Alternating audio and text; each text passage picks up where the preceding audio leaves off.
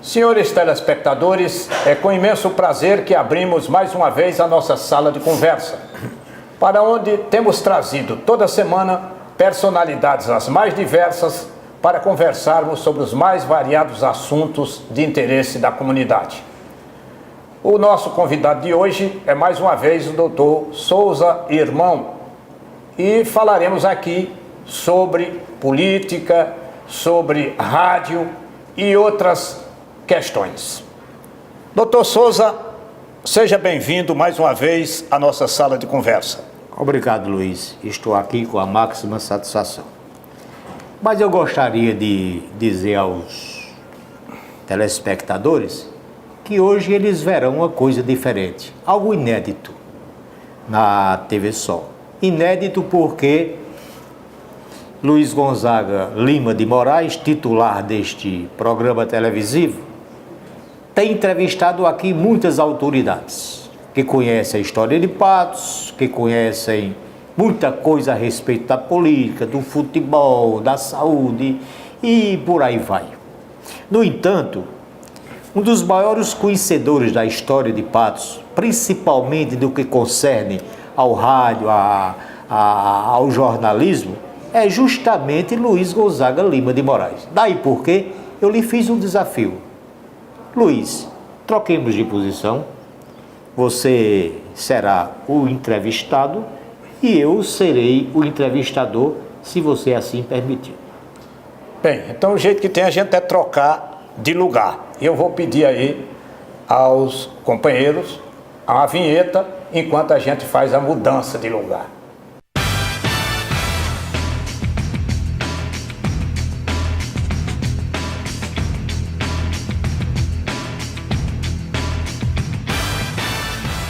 Voltamos à nossa sala de conversa. Hoje, para surpresa dos telespectadores, houve aqui uma mudança. Talvez um fato inédito na TV Sol. Inédito por quê? Porque vocês, telespectadores, esperariam que novamente eu fosse entrevistado do programa. Mas eu fiz um desafio a Luiz. Por que eu fiz o desafio? Porque Luiz é uma das personalidades no mundo jornalístico e cultural de Patos, das mais conhecidas e respeitadas.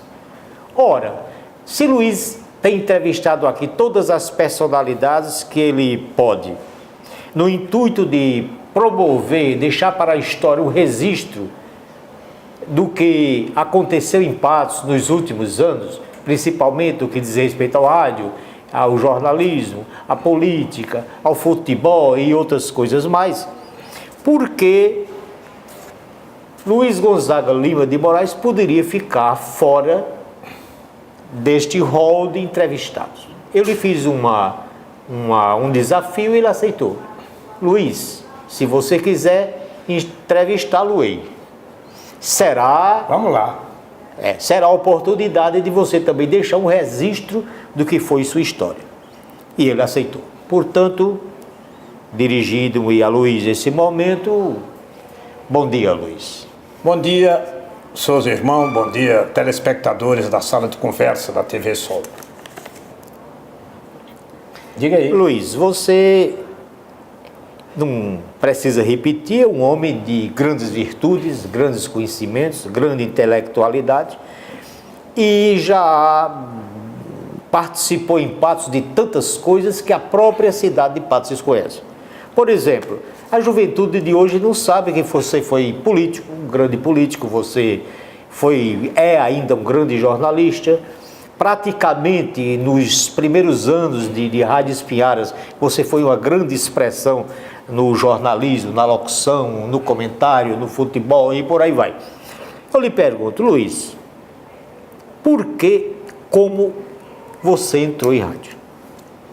Bem, seus irmãos, primeiro vamos descontar os elogios. Do ponto de vista histórico, realmente, nos últimos 52 anos, eu faço um pouco parte do radiofonismo e agora da televisão patuense, né?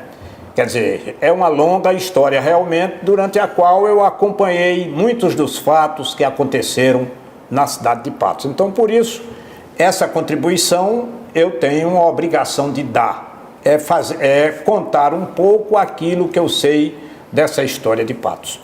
Eu comecei muito jovem como professor do ginásio diocesano de Patos. Fui dar aula, antes de completar os 18 anos, eu comecei a dar aula no ginásio diocesano de Patos em 1963. Quando foi em outubro de 64, o professor Durval Fernandes, que era tesoureiro do diocesano e era tesoureiro da Rádio Espinharas, me levou para fazer um teste na Rádio Espinharas, porque estavam precisando de locutores na Rádio Espinharas. E nós participamos desse teste e fomos aprovados juntamente com 2 concorrentes do teste. Antônio de Souza, que a gente conheceu como Toninho da Barraca Manchete, que ainda hoje subsiste na calçada do Fórum, e Genofo Machado. Genofo era da família Nóbrega, filho de seu Né Machado. Então fomos os 2, fomos participar, a partir de outubro de 1964, do elenco da Rádio Espinharas, que já tinha cobras como Luiz Pereira, como Severino Quirino, como Amauri de Carvalho, Orlando Xavier e outras figuras que fazem parte da história do rádio patuense. Então nós éramos jovens, eu um pouco mais novo do que Toninho, do que Genofo, mas todos jovens. Fomos participar do elenco da Rádio Espinharas, aprender. A Espinharas já era, naquela época, uma grande escola de rádio. Com grandes professores. Com grandes professores, né? Diga-se de passagem. E você tornou-se também um dos grandes mestres da radiofonia. Nem tanto, né? Pelo menos a experiência a gente tem tentado repassar, né? Sem modéstia alguma, Luiz, você é hoje, foi sempre, é hoje ainda, um grande referencial no mundo jornalístico. Na Rádio Espinharas, principalmente, eu estou olhando aqui, e você me deu esse dado, exatamente agora, no dia 13 de outubro, olha, isso não é brincadeira. No dia 13 de outubro, Luiz Gonzaga completou 50 anos de rádio, ou seja, bodas de ouro, né? 52 já, né? 52. Passou das bodas de ouro como radialista, inclusive participando da mesma emissora de rádio que lhe deu a oportunidade de começar a carreira. Justamente, 52 anos de rádio, onde eu fiz de tudo um pouco, né? Comecei como locutor de estúdio, né? Depois me jogaram na rua como locutor de eventos. O primeiro evento que eu transmiti foi uma formatura de turma do tiro de guerra. É interessante a Rádio Espinharas, por exemplo. Existe muita gente aqui que diz assim, eu já trabalhei na Rádio Espinharas. Não, tiveram uma oportunidade. Por exemplo, o menino chegava ali, como eu já contei a você na entrevista, e dizia, vai ali transmitir a missa na Catedral de Nossa Senhora da Guia. Ora, era um teste para saber se era. E o sujeito ia com toda a satisfação e passava a transmitir a missa, de repente, estava na cabine de gravação, de rádio, né? Aconteceu com você, coisa semelhante. Luiz. Mas, continuando a questão, então, aquilo que eu fiz, um pouco eu fiz no rádio, além de locutor de estúdio, locutor de eventos, esses eventos foram se ampliando, né? Depois a participação na transmissão de carnaval, depois a participação, até bem pouco tempo, nas coberturas das apurações eleitorais, né? Onde você era comentarista. A gente foi comentarista durante muito tempo, juntamente com Virgílio Trindade, com Edileuson Franco, fazendo uma equipe forte de cobertura, né? E havia uma coisa interessante. Todo mundo queria saber a opinião de Luiz Gonzaga a respeito de um possível resultado das eleições em Patos. Era um talento que você tinha, inclusive de prever esses assuntos. Porque, veja bem, durante esse longo período, nós tentamos nos aperfeiçoar. Primeiro fizemos um curso de jornalismo, né? Frequentamos uma das escolas de jornalismo mais antigas do Nordeste, que era o curso de jornalismo da Universidade Católica de Pernambuco. Antes da Paraíba ter curso de jornalismo, já existia lá no Pernambuco essa Universidade Católica que eu frequentei de 1965 a 1968, formando-me em jornalismo. Isso aí já me abriu, vamos dizer assim, um espaço muito mais importante. Eu já tinha começado a fazer aqui já tinha começado a fazer aqui a Revista da Semana, que eu fiz de 72 a 74. Tive que interromper a Revista da Semana, não é? Porque fui trabalhar em Recife. Eu era funcionário do Banco do Brasil, mas fiz um concurso para trabalhar como programador operador. Então me transferi para Recife, aproveitei a permanência em Recife para fazer esse curso de jornalismo. Quando eu voltei para Patos, em 1979, eu vinha jornalista, fui o primeiro jornalista formado. Naquela época ninguém usava se formar em jornalismo, todo mundo era jornalista de batente. Eu fui o primeiro jornalista formado a aportar em Patos. 1980 voltei a fazer a Revista da Semana e venho fazendo até hoje. De 1980 até agora já são 36 anos de Revista da Semana. Mas posteriormente eu voltei a trabalhar no Recife. Quando fui trabalhar no Recife nessa segunda fase, eu aproveitei para fazer o curso de Direito. E aí juntou uma coisa com a outra. O curso de jornalismo e o curso de Direito me deu essa facilidade que eu tinha, por exemplo, de fazer os cálculos eleitorais, de comentar resultado de eleição, de fazer previsão, quantas cadeiras, quantas vagas cada partido ia fazer em cada eleição. Quer dizer, isso me foi facilitado pelo conhecimento que eu tinha de Direito e inclusive de Direito Eleitoral. Isso aí que Souza estava lembrando é justamente por conta disso, essa facilidade de fazer essas previsões, não é? Como, vamos dizer assim, conhecedor um pouco do direito. E esse conhecimento ainda hoje me serve. Ainda hoje, por exemplo, eu faço alguns comentários de decisões judiciais, por exemplo, baseado naquilo que eu aprendi na faculdade.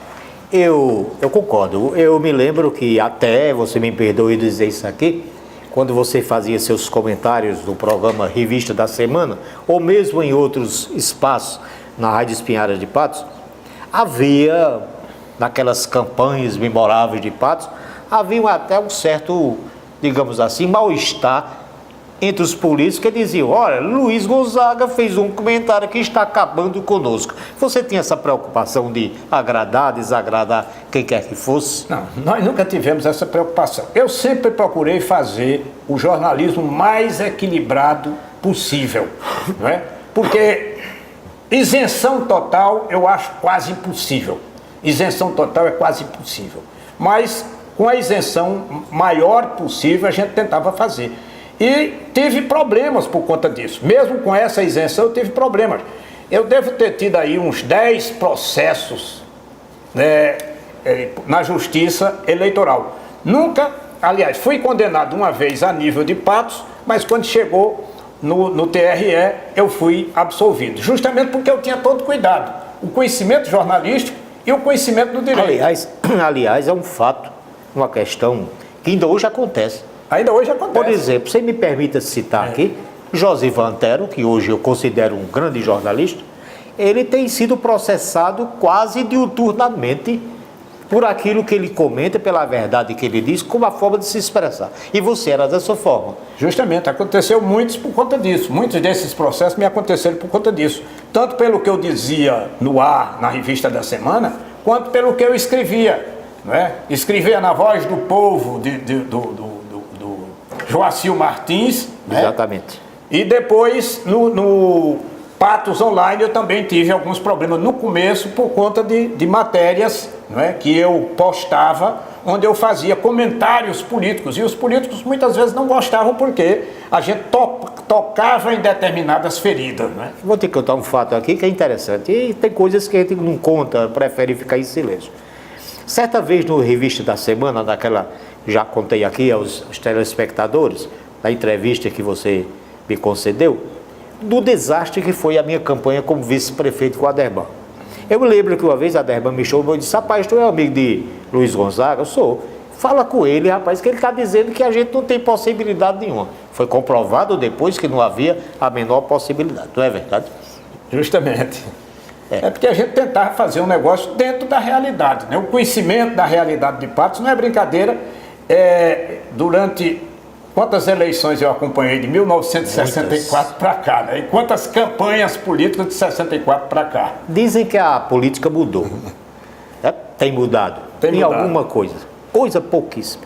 Ô Luiz, nos tempos de hoje em que existem muitas corrupções, muitas anarquias, malversação do dinheiro público, coisas por aí que, não é? Coisas por aí que deixa o eleitor atônito. Você tem encontrado as mesmas dificuldades ou coisas piores para expressar essa verdade jornalística que lhe é característica? Souza, essa corrupção sempre houve. Sempre houve. Não, vamos dizer assim, no volume que existe hoje. Mas eu me lembro, em 1967, 68, eu fui trabalhar no Banco do Brasil de Piancó. Trabalhei em Piancó de 67 a 70. E lá eu trabalhei inclusive como caixa executivo, e a gente tinha muito contato com o público. E eu já comecei a ouvir, naquela época, algumas das, vamos dizer assim, das coisas que aconteciam naquela época e que continuam acontecendo hoje. Continuaremos a conversa depois de um pequeno intervalo que faremos, né, para entrarmos no segundo bloco.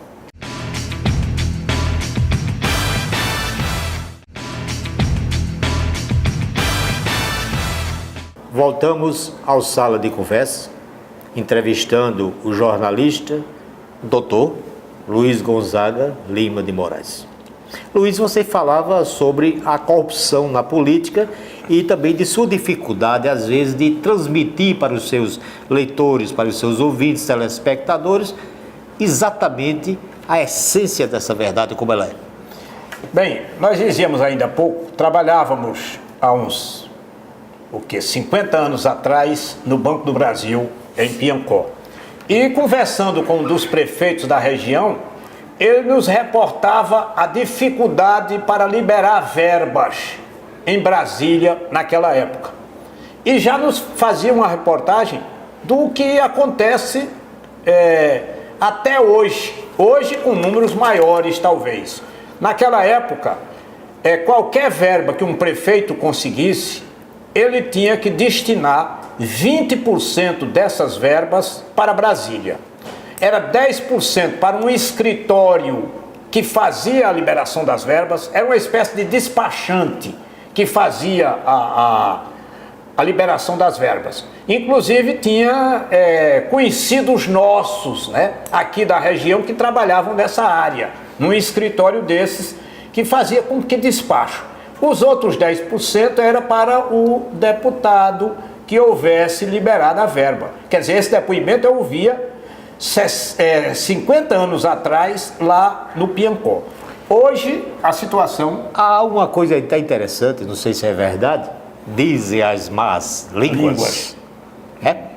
Que essa corrupção, ou esse tipo de corrupção a qual você se refere, passou de pai para filho, de filho para neto. Não é verdade? Isso aí é verdade. Tem gente aqui na região que os ancestrais já o faziam, esse tipo de coisa. O que era que acontecia depois com essa verba, né? Essa verba era liberada de Brasília já capada de 20%. Quando chegava aqui, a aplicação era outro problema. Muitas vezes essa verba não era aplicada.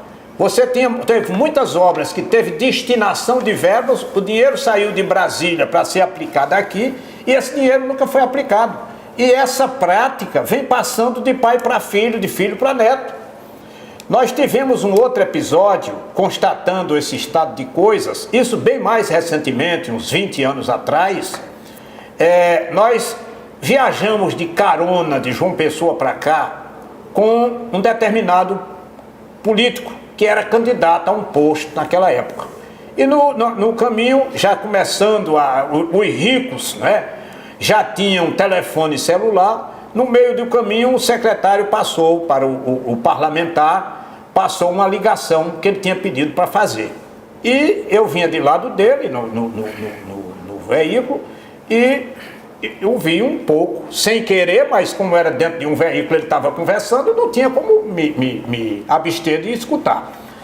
Ele comentando: mas rapaz, você entrou naquele esquema de tal canto, aquela obra era destinada para fulano, e você entrou, com a sua empresa entrou, tudo muito bem, era de fulano, mas você conseguiu obter a licitação, tudo muito bem. Agora, não esqueça do meu. O meu era justamente o percentual que o parlamentar, já que tinha sido ele que tinha destinado a verba, ele se achava no direito dessa verba. Nesses 20%, né? Tenho que lhe interromper e... Sim. Assim, a mídia golpista, eu digo golpista porque há setores da mídia que são realmente golpistas. Há setores sérios. A mídia golpista tem dito, ultimamente, que o grande pai da corrupção é Lula, do PT. Como se a corrupção tivesse começado ontem. Mas pelo que você está dizendo aí, e mostrando fatos, a corrupção é antiga do Brasil. Souza, na realidade, a corrupção é antiga. Isso há 50 anos atrás a gente já ouvia essas declarações, já ouvia esses testemunhos 50 anos atrás. Agora, o que aconteceu nos últimos tempos foi que o negócio chegou a uma potência, né? Que naquela época a manipulação era feita só com as verbas. Depois passaram a fazer, como a gente viu nos últimos tempos, passaram a trabalhar com as obras, onde corre muito mais dinheiro, né? Nós tínhamos naquela época, vamos dizer assim, comissões de milhares de cruzeiros. Hoje nós temos propinas de bilhões de reais. Então hoje nós estamos conseguiram, através do propinoduto, praticamente quebrar uma das maiores empresas do mundo, que era a Petrobras. Eu não concordo, eu não sou entrevistado, eu não concordo que a Petrobras esteja quebrada. Olha, mas há quem diga que o escândalo ultimamente, nos últimos anos, foi tão grande que chegou a escandalizar e provocar a justiça. Eu lhe pergunto, a justiça está fustigando o Partido dos Trabalhadores pela questão da corrupção ou por interesses políticos contrários a outros interesses? Souza, eu não entro no mérito dessa questão. O que acontece é o seguinte, veja bem, 1988 trouxe, entre outros progressos para o país, o fortalecimento de uma instituição chamada Ministério Público. O Ministério Público tem e sempre teve a função de fiscal da lei. Então, a obrigação do Ministério Público é procurar toda infração à lei e tentar punir essa infração da lei.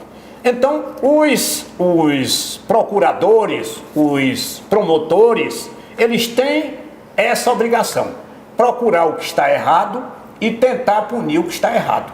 Quer dizer, antes a ação, quem acionava a justiça era o próprio cidadão.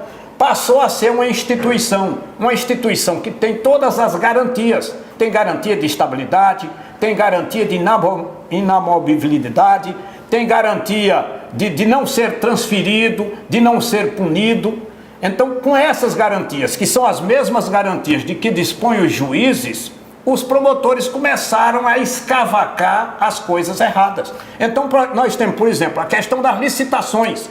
As licitações são a maior fonte de fraude que existe nesse país, são as licitações. Outra forma de fraude são o direcionamento de obras que participa das licitações. Quer dizer, as grandes obras, a Petrobras, a Eletrobras, ou qualquer instituição dessa, Embratel, qualquer instituição dessa tinha uma obra para fazer, tinha que ser feita licitação. Essas licitações eram dirigidas e no direcionamento dessas licitações era que entrava a distribuição de propinas. Quer dizer, na hora que uma empresa ganhava uma licitação, justamente porque ela tinha sido direcionada para ela assumia um compromisso de pagar a A ou a B por ela ter recebido essa licitação. Então a corrupção, não é que a justiça tenha inventado a corrupção. A justiça não inventou a corrupção. o Ministério Público é que começou a apurar profundamente essas corrupções, vamos dizer assim, essas propinas, essas cobranças de comissões, e a Justiça fez a parte dela. A Justiça não inventa, a Justiça só recebe o processo e toca o processo para frente. Agora, ninguém se engane, juiz nenhum vai inventar fatos, juiz nenhum vai inventar provas. Quem coleta as provas é a Polícia Federal, repassa essas provas para o crivo do Ministério Público, e aí o Ministério Público oferece a denúncia e os juízes vão examinar. Eu não concordo com esse negócio de dizer que há um direcionamento contra o Partido dos Trabalhadores. Eu não concordo com isso, porque já foram citados nomes e já estão sendo, inclusive, denunciados pessoas de outros partidos. Não é só o PT, é PMDB, é PP, já tem citação de PSDB, já tem, todos os partidos estão sendo citados. Então não se pode dizer. O que acontece é o seguinte: se você vai punir, a polícia recebe 2 denúncias, fulano roubou e fulano está roubando.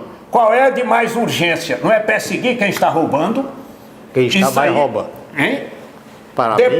Depois vai se procurar quem roubou antes dele. Mas o ladrão de galinha, o ladrão de galinha faz menos mal à sociedade do que o corrupto. Justamente, então agora ambos são ladrões. Não, eu concordo com você. Prenda o corrupto. Eu concordo com você. Olha, Luiz, há uma coisa que eu queria nesse assunto ainda. Muito bem, há o Ministério Público, há a Justiça, há uma série de setores investigativos que isso não é novidade do Brasil, porque vem da Constituição de 88, da Constituição Cidadã. De lá para cá, muitos presidentes da República já passaram desse país, né? Certo. Então, pergunta que eu lhe faço, que gostaria que você me respondesse aos ouvintes. Ora, se havia o Ministério Público, por que não havia esse cuidado, esse esmero em buscar, punir? E está havendo agora. Você não acha que é porque houve facilidade para que os promotores, juízes, desembargadores, o que for, tivessem, como você disse no início, a liberdade de fazer aquilo que a Constituição exige? Problema, Souza, eu vou dizer o que é que acontece. Muita gente não percebe esse tipo de coisas. Você não muda uma mentalidade de uma hora para outra. Evidentemente. A força que foi dada ao Ministério Público veio da Constituição de 88. Mas na Constituição de 88, já estavam dentro do Ministério Público, já estavam dentro os antigos procuradores, os antigos promotores. Muitos deles já feitos, inclusive tinha deles que já tinham entrado sem concurso público. Por quê? Porque o concurso público foi criado também em 88. Então, de 88 para cá, foi que começou a ser renovada a fornada de procuradores, de juízes mais novos. Então, esse pessoal que recebeu uma capacidade muito maior de trabalho, começou a se formar a partir de 88. Mas ainda convivendo com os chefes que vinham de antes de 88, que eram os mais antigos, eram os chefes, era quem comandava. Quando essa moçada chegou à chefia, foi que começou a prevalecer as posições delas. Muita gente não se percebe disso. Então, quando você pega os procuradores, quem são os procuradores de hoje? São meninos de 32, 36, 40 anos de idade, são os procuradores de hoje. Mas... O Moro, Sérgio Moro, é um juiz jovem, de 40 e poucos anos. Cabe aí uma pergunta que eu lhe farei. O sucesso de tudo isso está acontecendo aí. Sim. Que o Brasil nunca viu ladrões na cadeia. Principalmente ladrões do dinheiro público. Por exemplo, Adhemar de Barros, que foi nos anos 50 governador de São Paulo, chegou a dizer: eu roubo, mas faço. E foi aplaudido e eleito muitas vezes. Bom, mas estão prendendo, Eu lhe pergunto, está acontecendo isso pela mudança dos juízes de mentalidade ou porque a presidência da República deu essa liberdade, ele deu a eles esse aval? Olha, presidência da República, Souza, você tem que tirar da cabeça, e o cidadão tem que tomar da cabeça isso. Presidente da República não manda em judiciário, presidente da República não manda no poder, no Ministério Público. O poder judiciário, aliás, o poder executivo, os governadores e os presidentes têm uma certa incidência sobre as polícias, Polícia Federal e Polícia Militar. Mas o fato deles terem estabilidade, isso lhes garante uma independência muito maior. Então a Polícia Federal antigamente não agia tão intensamente. Por quê? Porque eles não eram tão ciosos da liberdade como são hoje. Essa estabilidade, sim, também não promoveria nesse juiz uma certa arrogância? Bem, eu concordo em parte com você. Eu acho que o funcionalismo, de modo geral, ele não devia ter essa garantia de estabilidade toda, de modo geral. Por exemplo, você chega hoje em qualquer prefeitura, em qualquer repartição pública, você é mal atendido. Por quê? Porque a maioria dos trabalhadores se acha estável e não está aí, nem aí. Então você chega em qualquer repartição, é muito bem atendido pelos terceirizados, é muito bem atendido pelos contratados, porque não tem estabilidade. Mas o funcionário estável muitas vezes atende mal. Às vezes não vem nem para o balcão lhe atender. Agora, a nível de certas funções típicas do Estado, tem que haver estabilidade. Como é que o juiz agiria com independência se ele não tivesse estabilidade? Como era que um promotor agiria se não tivesse estabilidade? Como era que um policial agiria se não tivesse estabilidade? Como é que um fiscal da Receita Federal, um fiscal do Ministério do Trabalho agiria se ele não tivesse as garantias que ele tem? Agora, existe também o outro lado. A Justiça tem um Conselho Nacional de Justiça, que é o quê? É o órgão que fiscaliza o funcionamento do Judiciário. Disciplinar. O Ministério Público tem um órgão disciplinar também. É um conselho do Ministério Público, que disciplina o Ministério Público. Então, existe as amarras também. Pode haver prepotência de alguns juízes, essa é a desculpa que o PT usa. O PT usa isso, se faz de quem concedeu todas as forças à fiscalização, mas ao mesmo tempo se faz de vítima. Essa é a jogada do PT. Mas não é, eu acho que o caminho não é por aí. Esse aí é um caminho errado. Os telespectadores estão ansiosos por lhe fazer aquela pergunta crucial. Moro persegue Lula? Ou Moro cumpre apenas a justiça? Olhem, estamos para um outro intervalo. Daqui a pouco nós voltamos a entrevistar o doutor Luiz Gonzaga Lima de Moraes.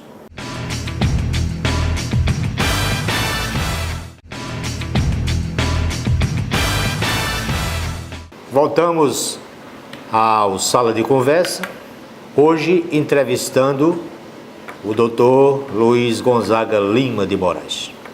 Luiz, eu lhe perguntava a respeito a questão de Moro.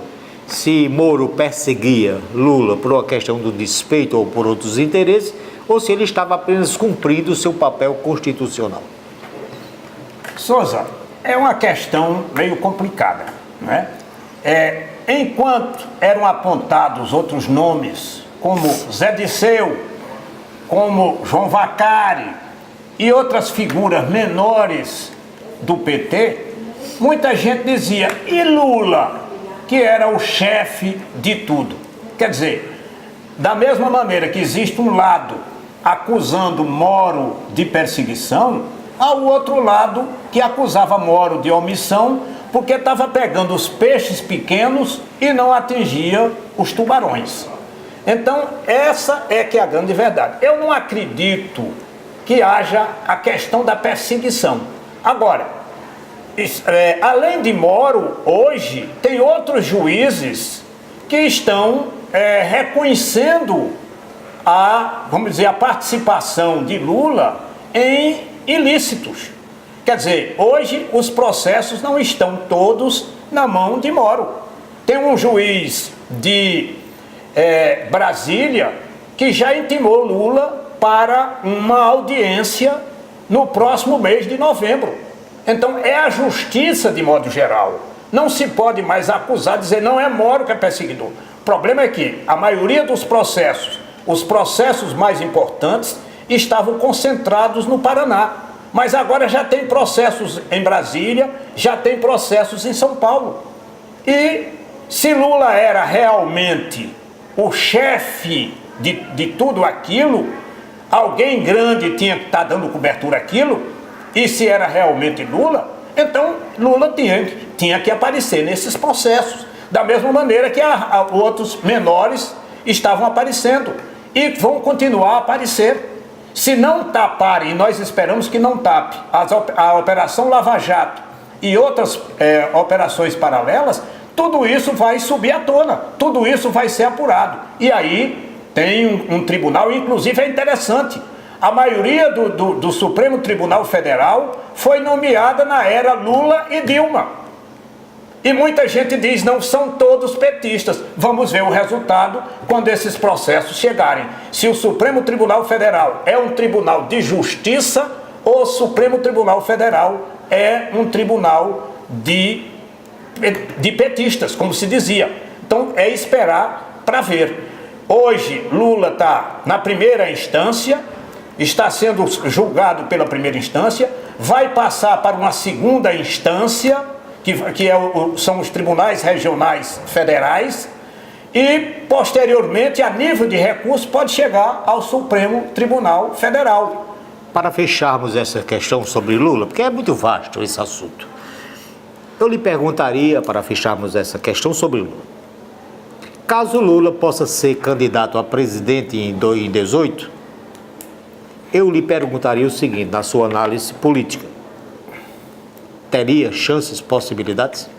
Teria, Souza, e eu confesso, porque Lula está muito associado ao programa do Bolsa Família. E o programa do Bolsa Família tem esse peso, é de criar uma espécie de, vamos dizer assim, subordinação. O cidadão que recebe o Bolsa Família, ele acha que deve um grande favor a quem expandiu. Porque quem criou essas coisas, muita gente esquece disso, quem criou essas bolsas foi Fernando Henrique Cardoso. Lula apenas expandiu, Lula e Dilma expandiram os programas. Então Lula hoje é um candidato, se ele chegar a ser candidato, é um candidato fortíssimo. Vai se ver aí. Vai ser uma luta praticamente do Nordeste e do Norte contra o resto do país, para se ver o que é que vai prevalecer. Agora, eu acredito que hoje Lula é mais frágil candidato do que seria 4 anos atrás, ou 3 anos atrás. É mais frágil o candidato. Por quê? Porque o que está sendo apurado já atinge a imagem de Lula. Deixemos Lula de lado, Luiz, e agora vamos focar o assunto em você, se você me permitir. Eu tenho acompanhado sua vida há muitos anos. Você foi um dos grandes entusiastas, em Patos, fundador, inclusive, do PT, ao lado de Clemilda, de Sucupira, como nós adotamos aqui, João de Lima, anotamos aqui Arnon, Bonifácio Rocha, Erivaldo Nóbrega, Newton Vanderlei, Bonifácio Cabral e o professor Otávio. Há outros, que nós nem temos a obrigação de dizer o nome de todos e também não temos a obrigação de nos lembrarmos disso, não é verdade? Luiz, depois eu soube que você havia deixado o PT. Deixou o PT baseado em que convicções? Souza, eu deixei o PT, eu militei no PT até 1992, quando fui candidato a vereador. 1992, o PT elegeu pela primeira vez um vereador em Patos. Bonifácio Rocha foi eleito com 462 votos.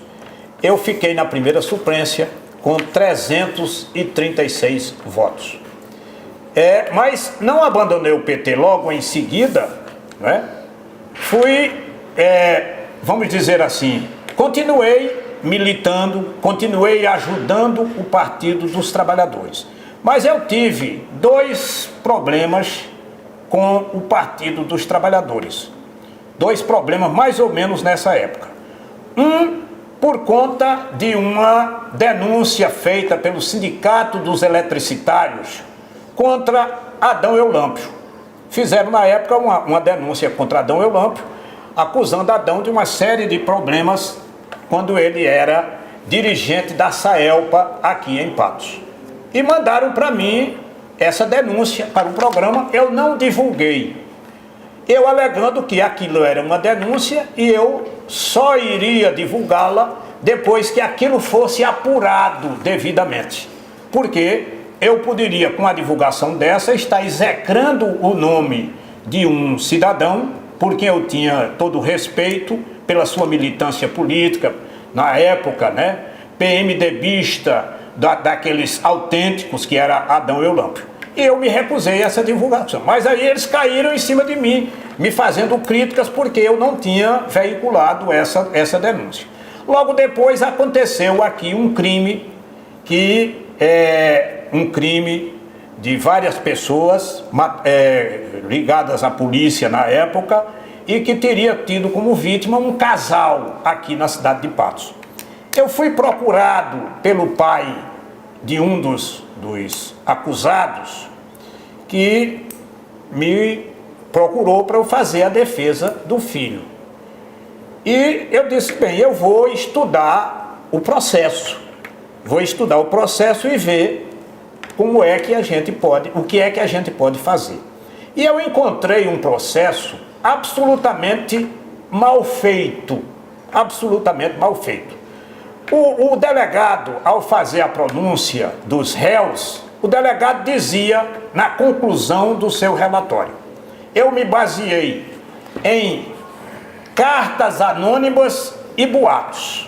Ora, quem estuda direito e quem acompanha direito, sabe que o maior perigo que existe para o cidadão é uma condenação sem provas. A partir do momento que a justiça acatar uma acusação sem provas, todo mundo fica a perigo, todo mundo está ameaçado. E eu trabalhei, justamente eu e um companheiro que éramos advogados, trabalhamos justamente em cima disso, em cima da falta de elementos probatórios para a condenação. Mas com isso eu fui censurado pelo PT, inclusive convocaram uma reunião do Conselho de Ética do PT para me expulsar. Antes que isso acontecesse, eu pedi desligamento do Partido dos Trabalhadores. Esse foi o motivo? Foi o motivo. Mas logo em seguida aconteceu um outro motivo, né? Um outro motivo, e aconteceu logo em seguida que aí eu teria que me desvincular. Inclusive eu continuei, apesar de afastado do PT, eu continuei contribuindo para o PT. Logo em seguida entrei numa situação melhor do ponto de vista financeiro, que foi quando eu comecei a trabalhar também no Ministério do Trabalho. Eu não podia ter militância política pela função de auditor do trabalho, eu era proibido de militância política. Mas, de qualquer maneira, eu ainda continuei ajustando o partido. Mas depois, eu inclusive, aqui só para lhe dizer, o meu afastamento não aconteceu tão próximo, que eu votei em Lula umas 8 ou 9 vezes. E votei em Dilma a primeira vez. Agora, quando começaram a explodir esses problemas no país, aí eu digo, o meu caminho não é mais esse. Eu continuo a concordar, Souza, com a ideologia do Partido dos Trabalhadores. É linda. Entendeu? É bonito. A ideologia.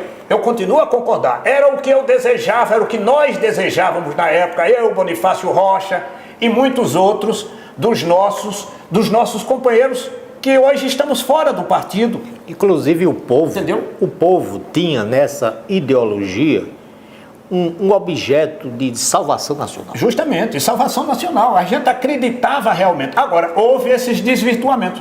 Quando chegaram ao poder, se corromperam. Já dizia uma máxima antiga, o poder corrompe. E eu acho que nunca corrompeu tanto como corrompeu determinados setores. PT ainda tem gente boa, como tem em toda parte. Você encontra em qualquer partido, DEM, PMDB, PP, PSB, PSDB tem gente boa, como tem gente desviada também. Mas esquecemos de você. Hein? Esquecemos de você.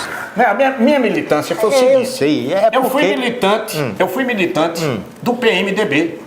Participei de campanhas em Santana dos Garrotes, 4 eleições, onde eu era, inclusive, delegado do PMDB.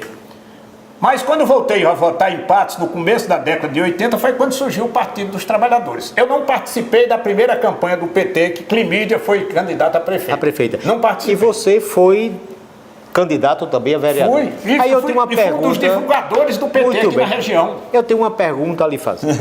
O rádio, a televisão, o jornalismo em si, já é por si só digamos assim, uma coisa que fermenta, né? Justamente. Fermenta o povo para direcionar ou direcionar-se no apoio a um dos seus jornalistas. É aqueles que trabalham. Por exemplo, quem trabalha em rádio tem a maior facilidade. Eu dizia isso a Josivan. Josivan, quando você se candidatar, você terá um palanque que lhe dá 1 minuto, 2 minutos. Enquanto que num programa de rádio, durante o ano inteiro, 2 anos, 3 anos, 4 anos, você tem todos os dias 1 hora de palanque. Aí eu lhe pergunto, o que foi que houve que você não se elegeu a primeira vez, embora tivesse a Rádio Espinharas de Patos praticamente em suas mãos? Bem, a gente tem uma explicação, que é a mesma explicação, primeira, inicial, para o insucesso de Josivan Antero. Josivan Antero. É sermos de um partido de esquerda que se isolava. O PT, eu fui candidato a deputado em 1986, deputado estadual, tive 623 votos. O PT não fez deputado naquela eleição. Em 1988, eu fui candidato a vereador em Patos. Tive 167 votos, João Monteiro teve 201 votos. Não conseguimos eleger nenhum vereador.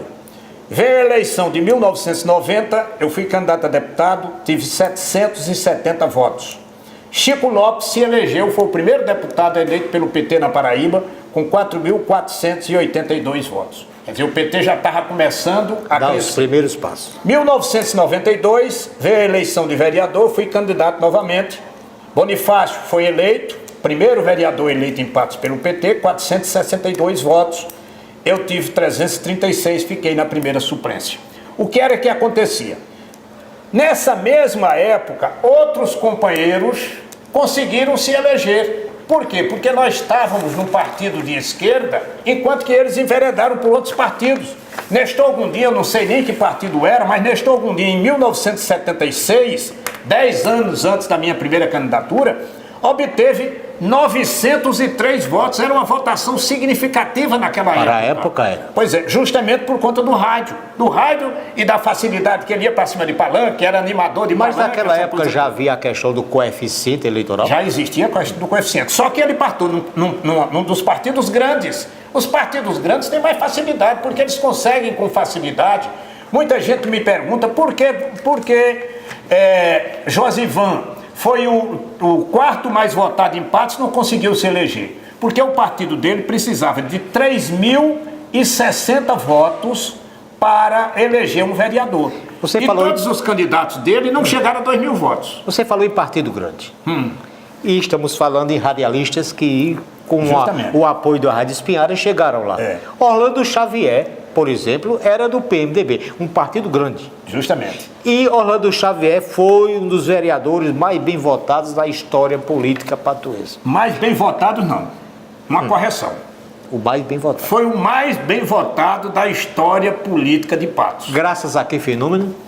Aí é um fenômeno, é o rádio, mas o rádio amplificado. Orlando Xavier foi apresentador do programa, eu acho que alcançou a maior audiência no rádio patuense em toda a história do rádio de Patos. Era o Bronca Livre. Bronca Livre. O Bronca Livre. E você sabe muito mais essa história do Bronca Livre do que eu. O Bronca Livre nasceu na Espinharas como uma reação à ditadura militar. Exatamente. E era feito a várias mãos. Participava Nestor, participava você, participava participava a Mauri de Carvalho na redação, não é? Juarez Farias na redação do programa. Orlando apresentava o programa, mas quem aparecia para o público era Orlando. E foi associado, Orlando passou a ser o baixinho da bronca livre, não é? Dava aquelas broncas que eram uma audiência incrível naquela época, né? Apesar de eu estar no ar na época com a minha revista da semana, eu não chegava nem perto da audiência de Orlando Xavier. Nós conversamos mais como da cobra, né? Então, olha, o tempo, infelizmente, esgotou-se. Luiz, suas despedidas não, que você estará aqui amanhã depois, mas para os ouvintes deste programa especial. Bem, muito obrigado a Souza pelo desafio e pela oportunidade. A gente abordou aqui um pouco da minha atividade e abordou o momento atual. Eu acho que valeu a pena atender o seu desafio. Muito obrigado. Muito obrigado, Luiz. Telespectadores, obrigado e até outra oportunidade. Desta vez com o seu verdadeiro entrevistador, Luiz Gonzaga Lima de Moraes.